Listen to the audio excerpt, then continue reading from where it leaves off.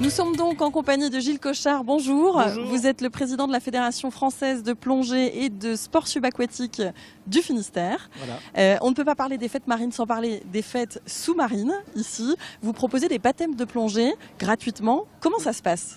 Eh bien, il suffit de venir s'inscrire. Il y a une équipe qui est là pour vous accueillir. On vérifie 2-3 petites aptitudes médicales et un âge en dessous de 8 ans, c'est pas possible. Donc il y a des démonstrations pour le public, pas seulement, enfin en tout cas ça montre aussi de vieilles techniques, comme par exemple les scaphandriers.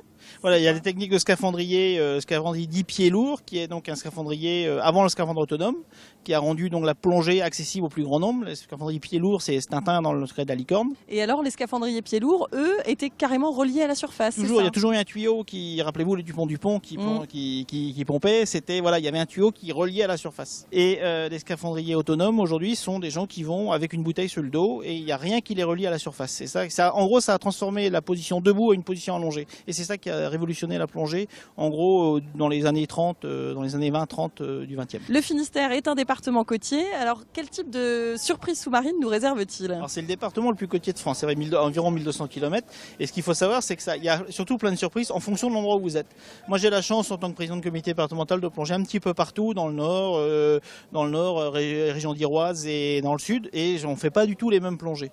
Il y a quoi? Des épaves, des poissons? Alors, les épaves, il y en a énormément, et des épaves accessibles en fonction de l'endroit où vous plongez. Vous avez des épaves qui sont plus ou moins accessibles parce qu'elles sont plus ou moins profondes, mais en gros, je crois que c'est 3-4 000 épaves rien que sur le littoral finistérien. Pour susciter des vocations, évidemment, vous êtes là tout le long du festival, pendant 4 jours. Pendant 4 jours, on va être là, proposer des baptêmes avec une équipe de moniteurs, donc bénévoles du département. Tout au long de l'année, demain, dans le Finistère, il y a environ 50 structures qui sont capables de vous accueillir. Merci beaucoup Gilles, merci.